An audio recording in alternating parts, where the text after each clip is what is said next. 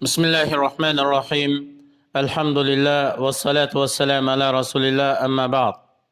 رب اشرح لي صدري ويسر لي أمري واحلل عقدة من لساني يفقه قولي. Assalamu alaykum va rahmatullohi va barakatuhu. Hurmatli ustozlar va qarindoshlar, peshqadamlar. Bugungi yana axloq temisidagi darsimizningki mazmuni isillik va saxiylik to'g'risidagi ikkinchi dars. Allah subhanahu va taolo hammani bilguchi zot bo'lib, o'zininki olim ulamolarini yaxshi ko'radi. Va esil saxiy zot bo'lib, bandalar orasida kishilarga isillik bilan muomala qilgan, saxiylik qilgan kishilarni yaxshi ko'radi. Allah subhanahu va taolo muhsin boshqalarga yaxshilik qiladigan zot bo'lib, bandalar orasidagi muhsin, ya'ni boshqalarga yaxshilik qiluvchilarni Allah yoqtiradi, yaxshi ko'radi. Bu yerda isillik, saxiylik degan erlarninki alomatlari va yaxshilarninki xususiyatlaridan iborat. İnsanların arasidagi eng esil, eng saxiy kishilar ular Allohninki payg'ambarlaridan iborat.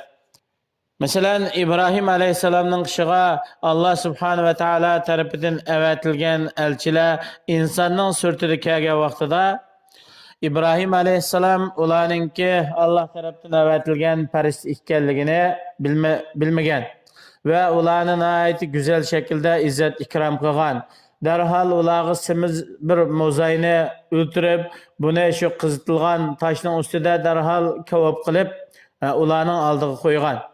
Qur'oni Karimda Alloh subhanahu va taolo shunday bayon qiladi: "Fama labitha an jaa bi'ijlin haniz."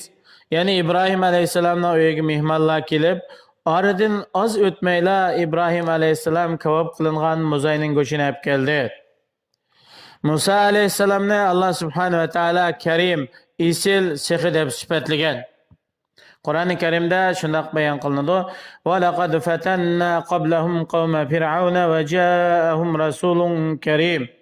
Haqiqatan biz ulardan ilgari Fir'avnning qavmini sinagan, ularni ixtibor qilgan, ularga nihoyatda isil, saxiy bir payg'ambar kelgan.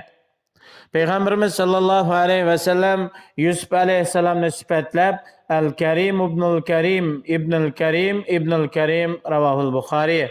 Yusuf aleyhisselam degan shundoq isil saxiy zot, isil saxiy kishining o'g'li.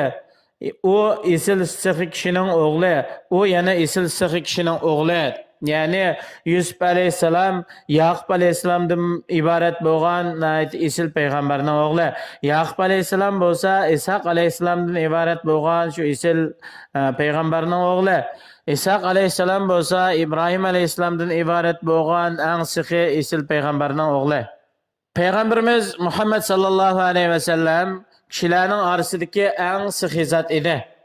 Kishilarga bir narsa berishda eng yaxshi shaklda bir narsa beradigan, o'zi isil, saxiy va qo'li xayr ihsondan to'xtamaydigan shunday zot edi. Payg'ambarimiz sallallohu alayhi va sallamdan har qanday bir narsa so'ralab qolsa, yo'q yoki men yo'q deydigan gap so'zni qilmagan. Bir odam Payg'ambar alayhisalomdan ikki tog'ning orasidagi shu jilg'ida o'tlab yurgan qo'ylarning hammasini so'rgan vaqtida kishiga u qo'ylarningki hammasini berdi. Bu odam qo'yni haydab o'zininki qavmining qishiga qaytib borgandan keyin dediki: "Ey qavmim, hammanglar musulmon bo'linglar. Haqiqatan Muhammad alayhisalom faqirchilikdan qo'rqmaydi ekan, xayr ihson, ata ihsonni ko'p qiladi ekan." Muslim rivoyat qilgan hadis.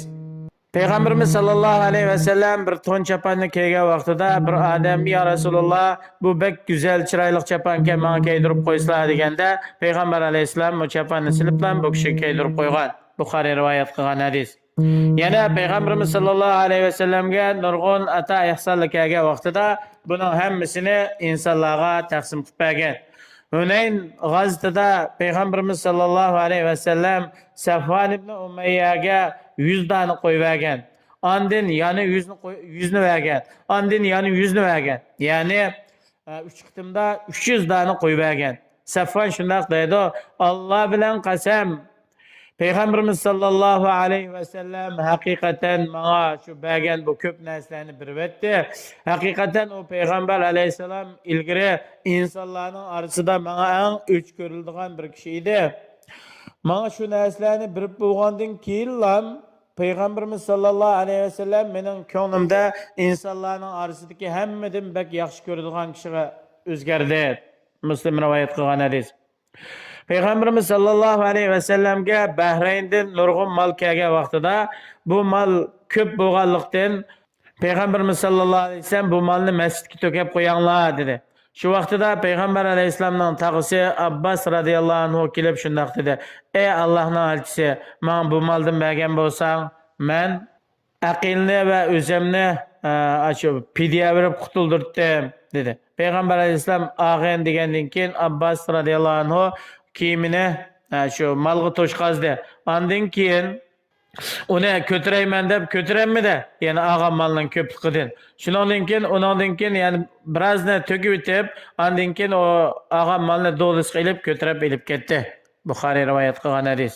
Agar Peygamber aleyhisselamning yonida buningdanmi ko'p mal bo'lgan bo'lsa, Allohning roziligini talab qilib, buning hammasini kishilarga berib o'tadi. Peygamber aleyhisselam muborak hadislarda shunday aytgan: "Law kana li mislu Uhudin zahaban ma yasurruni alla yamurra alayya salasun wa indi minhu shay'un illa shay'un ursiduhu lidaynin muttafaqun alayh." Peygamber aleyhisselam shunday aytdi: "Agar men uchun Uhud tig'idak yoki Tian Shan tig'ining o'xshida oltin bo'lsa, 3 kundan ortiq mening qishimda u malning turib qilishi meni xursand qilmaydi. Faqat bir qarzni ado qilish uchun ma'lum bir qismi qolib qoladi. Bo'lmasa buning hammasini 3 kunga bormasdan men kishilarga ulashtirib beraman." Balki Peygamber aleyhisselamning saxiyligi, esilligidan hatto ba'zi kishilarga mal dunyo yetib kelishdan ilgari kishilarga va'da qilibdi. Ya'ni falon yer mal kelsa sizga menda mal beraman deb. Bu to'g'rida Jabir radhiyallohu anhu shundoq degan: "Agar bizga Bahrayndan mal kelgan vaqtida men sana mandaq mallarni beraman" degan. Ibn Rajab rahimulloh aytadi: Peygamberimiz sallallohu alayhi ve sellem kishilarga shundoq ko'p narsalarni beradiki, buningdan Kisra, Qaysarga o'xshash shu davrda o'tgan imperiyaning podshohlarimi Peygamber alayhissalomdek, ya'ni ato ihson qilishdan ojizlik qildi. İnsanların en esil sihirleri Peygamberimiz Muhammed sallallahu aleyhi ve sellem'den keyin Peygamber aleyhisselamның yürek parları bo'lgan sahabe kiramlardır. Peygamberimiz sallallahu aleyhi ve sellem sahabelarni sadık qilishga buyurgan vaqtida Ömer radıyallahu anhu o'zining bütün iqtisodiningki 20'ni ilib keldi. Abu Bakr Siddiq radıyallahu anhu o'zining barliq iqtisodini ilib keldi. Osman radıyallahu anhu Tabuk urushiga chiqadigan cho'ng qo'shinning bütün qurol yarog, at uloq, oziq-tuliklarini tayyorlab berdi. Peygamberimiz sallallahu aleyhi ve sellem Osman radıyallahu anhuning bu sihirligini madilab, agar Osman bugundan boshlab hech qanday amal qilmasmi buningga ziyon yetmaydi degan. Abu Talha radhiyallohu anhu bir odamni mehmon qilish uchun uyiga elib bordi. Ayoliga dedi: "Uyda nima bor?" debdi. "Uyda faqat mash kichik bolamizning yeydigan kichikina yemagi bor, uningdan boshqa bir narsa yo'q" dedi. Abu Talha radhiyallohu anhu aytdi: "Siz bu yemeklikni tayyor qiling. Ondan keyin yemeklikni akab bo'lib, chiroqni o'xshagan bo'lib, chiroqni o'chirib o'ting. Bolalaringizni uxlatib qo'ying. Kechki tomoq yeydigan vaqtida mehmonlar." Shuning bilan Abu Talha radhiyallohu anhuning ayoli yemeklikni tayyor qildi.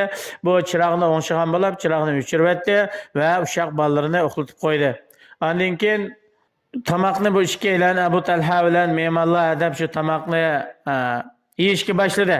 Yani Abu Talha radhiyallohu anhu mehmonning qishda chiroq o'chaklik bo'lgandan keyin qorong'ida xuddi tomoq yegan shaklda o'tadi, mehmon tomoqini yedi. Ammo bu arayal ikkilan bolalar shu kechasi qo'zg'ach uxlab qoldi.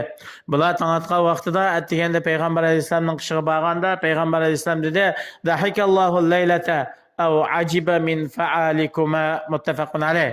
Yani Allah subhanahu wa ta'ala ishqinglarning kechida qilgan ishlaringlardan ajablendi yoki kulib ketdi dedi. İbn Ömer radıyallahu anhu bir miskin, faqir, kambag'aldan birisi o'zi bilan birga kelib yemek yemagicha yemeklik yemay shunday o'tirdi dedi. Bu İmam Buxoriy rivoyat qilgan hadis. Mana bu sahabe kiramlarninki Peygamber aleyhisselamdan ügengen ve Peygamber aleyhisselamdan özleştirgen esillik, sihiylikten ibaret güzel ahlaklıdır. Allah subhanahu ve teala bizlerni Peygamber aleyhisselam ve sahabeler okşaş, esil, sihiy kişilerden buluşku müyesser kılsın. Vesselamu aleyküm ve rahmetullahi ve berekatuhu.